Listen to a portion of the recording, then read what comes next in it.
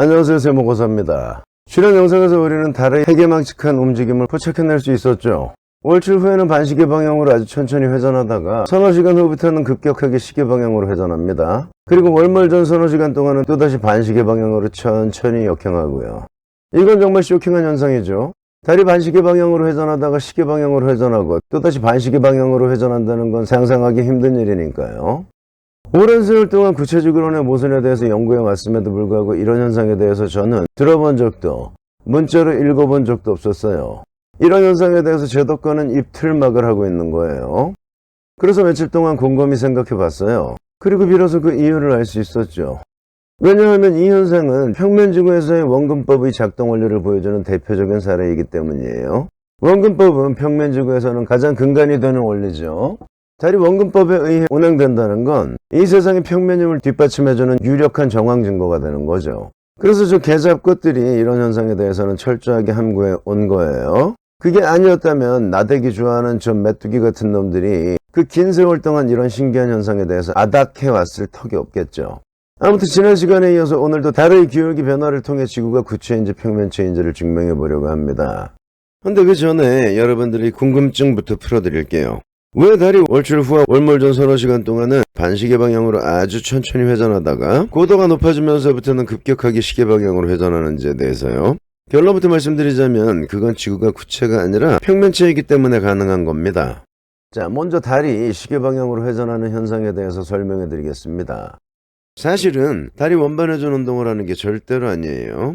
달의 공전축이 회전하다 보니까 달 자체가 회전하는 것처럼 비춰지는 것 뿐이죠. 자, 타임 앤 데이트예요. 여기서도 달의 기울기 변화가 가미되어 있더라고요. 10월 19일 달의 기울기 변화를 살펴보시죠. 달이 역회전하는 월출 직후와 월몰 직전은 생략하고 달이 시계 방향으로 회전하는 구간만 살펴볼 거예요. 달이 정동적, 그러니까 방위각으로 90도 상공을 지나갈 때부터 시계 방향으로 회전하기 시작합니다. 천천히 시계 방향으로 회전하죠.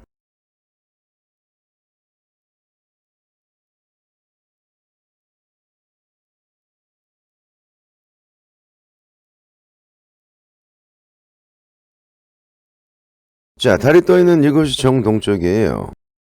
그리고 여기가 정남쪽이고요. 정남쪽에서 달의 오른쪽 모서리로 직선을 그어 볼게요. 이게 달의 공전축입니다. 달이 이 선을 기준으로 약간 왼쪽으로 기울어져 있죠. 그리고 이따가 달이 남중점을 지나갈 때입니다. 남중대니까 달 아래쪽이 정남쪽이겠죠. 따라서 이렇게 수직선을 그리면 이게 공전축이 됩니다. 역시 달은 공전축을 기준으로 약간 왼쪽으로 기울어져 있죠. 자, 270도 정남쪽으로 직선을 그어보면 마찬가지로 공전축을 기준으로 살짝 왼쪽으로 기울어져 있죠. 그러니까 무슨 말인가요? 달이 스스로 원반 회전 운동을 하는 게 아니라 달은 돌지 않고 가만히 있는데 정남을 중심으로 하는 공전축이 회전할 뿐이라는 얘기죠. 그러면 달이 역행하는 이유는 뭘까요? 타임 앤 데이트에도 달의 역행이 묘사되어 있습니다. 자, 여기가 월출이에요. 59.16도. 정동에서 북쪽으로 30도 정도 치우쳐진 곳에서 뜨는 거예요. 바로 여기서요. 이때 달의 기울기를 재보면 수평선을 기준으로 약 20도가 나옵니다. 그리고 고도가 올라갈수록 조금씩 반시계 방향으로 회전해요. 정동쪽 하늘에 도달할 때까지요. 여기서 각도를 재보죠. 10도 정도가 나오네요. 이따가 3시 44분이니까 3시간 45분 동안 약 10도를 반시계 방향으로 회전한 거예요. 그 후부터는 시계 방향으로 회전합니다. 270도 상공에 도달할 때까지 아주 빠른 템포로요. 270도 상공에서 달의 기울기는 50도로 측정되네요. 그 후부터는 다시 반시계 방향으로 회전합니다. 월출 때와 마찬가지로 아주 느린 속도로요. 월몰 직전 각도는 60도네요. 월출 때와 마찬가지로 10도 정도를 역행한 거예요. 달이 회전하는 게 아니라고 말씀드렸죠. 달의 공전축이 회전했기 때문에 달이 회전하는 것처럼 비춰지는 거라고요. 근데 공전축은 계속 시계 방향으로만 회전하는데 왜 월출 후 그리고 월몰 전 4시간 동안은 시계 방향이 아니라 반시계 방향으로 회전하는 것처럼 비춰지는 걸까요? 그 이유는 바로 원근법 때문입니다. 자, 바다가 있습니다.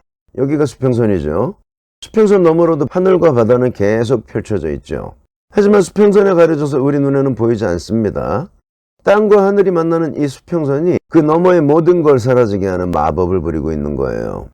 이 현장의 사진에는 무수히 많은 선분들을 그려놓을 수 있겠죠. 수평선보다 낮은 곳에서는 위쪽으로, 수평선보다 높은 곳에서는 아래쪽으로 향하죠. 자, 이 모든 선분들이 직결하는 이 한 점, 이 점을 소실점이라고 부릅니다. 이 소실점이 정동쪽이라고 가정할게요. 10월 19일 달은 정동에서 30도 더 북쪽, 즉 왼쪽에서 떴죠. 자, 정동쪽을 지나갈 때 반달이 이렇게 수평선과 평행하게 비춰진다고 가정해 볼게요. 달의 공전 궤도가 수평선과 일치한다면 달은 이 상태로 멀어져 가겠지만, 달의 궤도가 이렇게 위로 향한다면 수평선과 수평을 이루던 달의 위상이 이렇게 기울어진 상태로 멀어지겠죠. 이 상태에서 지평선 위로 떠오른 달이 점점 동쪽으로 이동해 가다 보니 이렇게 반시계 방향으로 회전하는 것처럼 비춰지는 거예요. 월 몰 때도 마찬가지입니다. 이번에는 이 소실점을 정서쪽이라고 가정할게요. 10월 19일 달은 정서에서 30도 정도 더 북쪽, 즉 오른쪽으로 졌죠. 그러면 정서에서는 수평선과 수평을 이루던 달이 어떻게 되나요? 이렇게 반시계 방향으로 회전한 것처럼 비춰지겠죠. 방해가 90도, 즉 정동쪽보다 더 북쪽에서 뜬 달이 정동을 지나가기 전까지 반시계 방향으로 회전하는 것처럼 비춰지는 이유는 바로 이 원근법 때문입니다. 믿어지지 않으신다면 직접 실험을 해보세요. 자, 이 담배값이 달이라고 가정하고 제 정면에 있을 때 담배값의 양쪽 끝은 수평을 이루겠죠. 이 상태로 그대로 왼쪽으로 이동을 시키면 오른쪽보다 왼쪽이 더 높게 비춰지죠. 멀어질수록 왼쪽이 점점 더 높게 비춰집니다. 담배값이 이제 정면에 있을 때가 달이 정동쪽을 지날 때라고 보시면 돼요. 정동쪽보다 더 북쪽, 즉 더 왼쪽에서 뜬 달이 동쪽으로 이동해 오면 이렇게 반시계 방향으로 회전하는 것처럼 비춰진다는 얘기예요.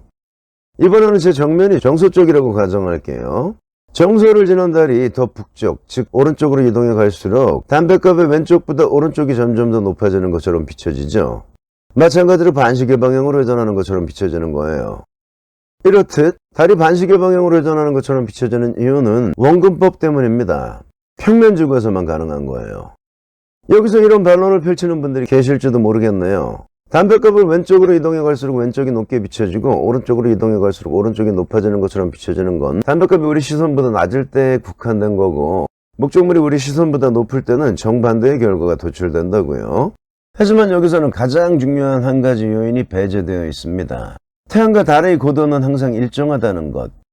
달이 지평선 위로 솟아오르는 것처럼 비춰지는 이유는 달의 고도가 높아지기 때문이 아니라 고도는 일정하지만 관측자에게 가까워지기 때문이라는 사실을 망각한 거예요. 목적물이 우리 시선보다 높을 땐 왼쪽보다 오른쪽이 더 높게 비춰집니다. 이 상태에서 똑같은 거리를 유지한 상태로 오른쪽으로 이동시키면 목적물은 수평을 이루게 되겠죠. 즉 시계 방향으로 회전하는 것처럼 비춰진다는 얘기예요. 하지만 목적물이 우리 시선보다 높은 경우에도 오른쪽으로 이동하면서 점점 더 관측자에게 가까이 다가간다면 목적물이 오른쪽으로 이동함으로써 시계 방향으로 회전하는 것처럼 비춰지는 각도보다 목적물이 관측자에게 가까워짐으로써 반시계 방향으로 회전하는 것처럼 비춰지는 각도가 훨씬 더 크기 때문에 결과적으로 목적물은 반시계 방향으로 회전하는 것처럼 비춰지게 되는 겁니다. 그런데 평면지구에서도 원근법 때문에 달이 반시계 방향으로 회전하는 것처럼 비춰지는 게 가능하다면 구체지구에서도 원근법은 마찬가지로 적용되는 거니까 아무런 문제도 없는 게 아니냐고요. 아닙니다. 왜냐하면 구체지구에서는 달이 가까워지기 때문에 수평선 위로 솟아오르는 게 아니라 지구가 자전함에 따라 우리의 실질적인 위도가 낮아지기 때문에 달의 고도가 높아지는 것처럼 비춰지는 거니까요. 게다가 구체지구에서는 일출 때나 남중 때나 태양과 달과의 거리 편차는 거의 발생하지 않습니다. 일출 일몰 때에 비해 남중 때 감소되는 거리는 위도별로 다 다르지만 37.5도에 위치해 있는 서울의 경우에는 기껏 해봐야 6,000km에도 미치지 못하거든요. 가장 긴 적도의 반지름이 6,400km에도 미치지 못하니까요. 그런데 태양은 1.55km 떨어져 있죠. 남중 때 6,000km 더 가까워진다고 해봐야 0.00004%에 지나잖아요. 눈곱만큼도 안 된다는 얘기예요. 따라서 거리가 가까워짐으로써 발생되는 원근법 효과는 전무합니다. 달도 마찬가지예요. 달은 38만 km 떨어져 있죠. 6,000km면 1.58%에 불과해요. 태양보다는 매우 큰 값이긴 하지만 아무런 영향도 미칠 수 없는 수치인 거예요. 반면에 평면지구에서는 일출 일몰 때 태양과의 거리는 11,180km, 남중 때는 5,237km예요. 자세한 계산은 오른쪽 링크에서 확인해 보시고요. 일출 일몰 때보다 남중 때 거리가 절반 이상으로 감소되는 거예요. 그만큼 달이 가까워지기 때문에 남중 1시간 동안 달의 방위각이 60도나 이동하는 거고 3시간 동안 117도, 즉 하루의 절반이나 되는 방위각을 이동해 갈 수 있는 거예요. 하지만 지난 영상에서 살펴봤듯이 구체지구에서는 절대로 불가능한 일이죠. 그런 일이 현실에서는 매일 일어나고 있는 거예요. 그러면 지구가 구체인가요? 평면체인가요? 두말할 필요가 없는 거죠. 다시 한번 핵심을 정리해드리면 월출과 월몰 방위각 편차가 180도보다 더 클 때만 달이 반시계 방향으로 회전하는 것처럼 비춰진다는 얘기예요. 그 이유는 월출 후에 달이 점점 더 우리에게 가까워지기 때문이에요. 그러면 월출 월몰 방위각이 180도 이내일 때는 어떻게 되는지 확인해 보시죠. 2022년 6월 22일 동짓날이네요. 월출 방위각은 91도, 정동쪽에서 뜨는 날이었어요. 월출 직후에 달의 기울기가 62도나 되네요. 자, 그럼 1시간 단위로 측정해 보겠습니다. 62도네요. 그리고 또 1시간 후에는 65도. 천천히 시계 방향으로 회전하는 거예요. 또 1시간 후에는 71도. 이 다음부터는 굳이 각도를 재볼 필요가 없겠죠. 눈에 띄게 시계 방향으로 회전할 거니까요. 자, 수직에 약간 못 미쳤네요. 그 다음에 90도를 약간 넘어섰고요. 그 다음에도 계속 시계 방향으로만 회전합니다.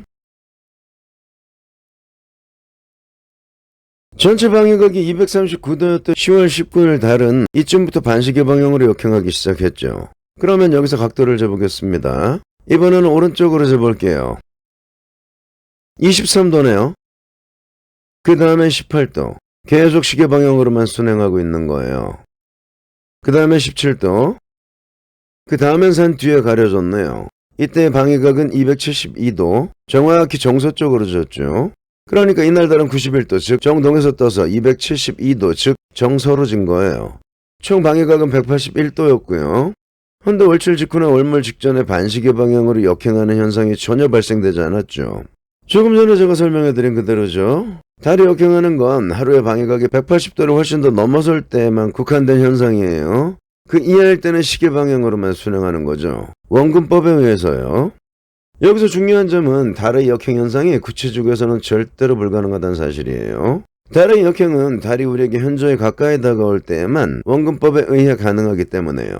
구체지구에서는 하루 동안 관측자와 태양 또는 달과의 거리 축소가 전무하다시피 하기 때문에 그에 따른 원근법으로 인한 달의 역행 현상은 절대로 발현될 수 없는 겁니다.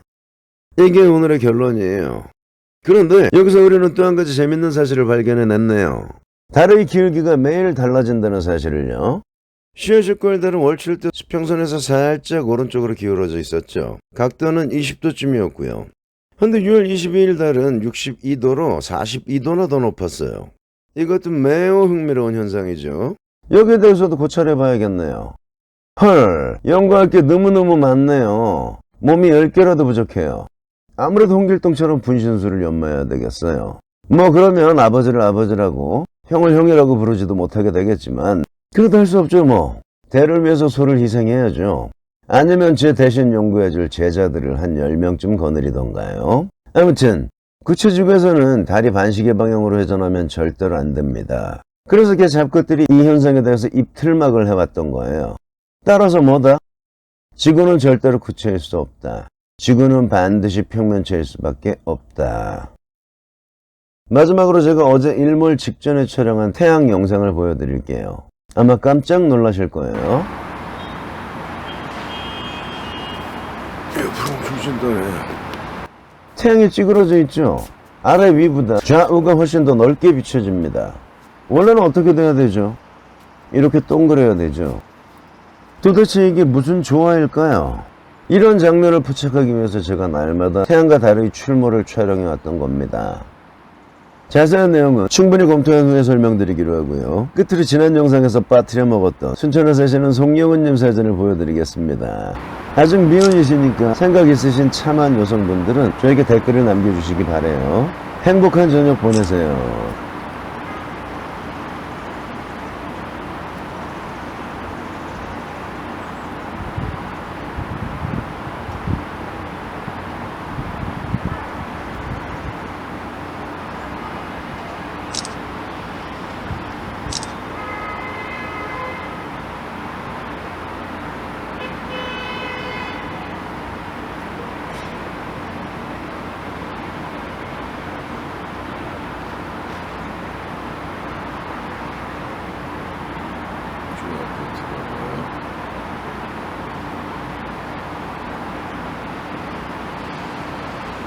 가자기 안쪽으로 보이네.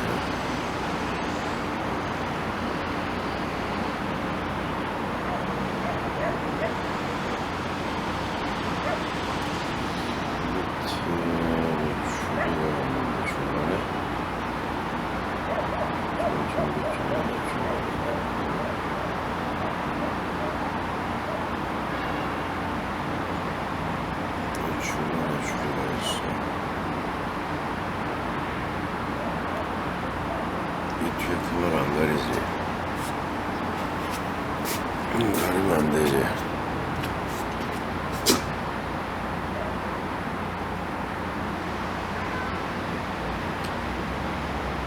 끝에 가려지네. 화면에는 그렇게 빨갛게 안 나오는데 요즘 올리고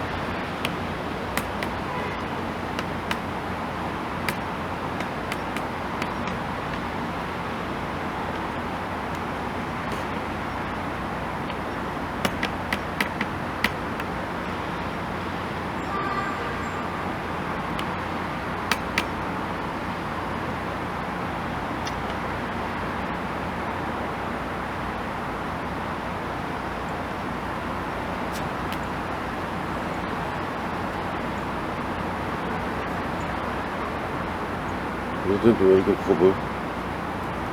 요즘도 왜 이렇게 커 보여?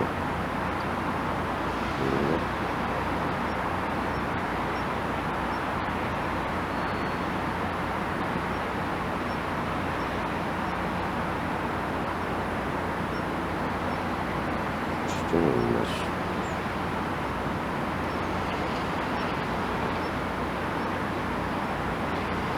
추정이 맛이 없어.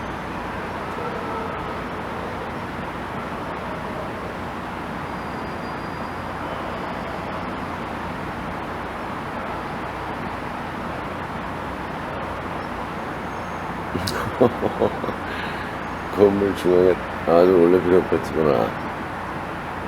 올레뷰 아파트네. 건물 중앙으로 딱 쓰네. 야, 엄청 짧아지네 계속. 구름은 오는데 캠 안무가 장난 아니구나. 엄청 캠 안무네. 좋았어. 아파트 오른쪽으로 지네.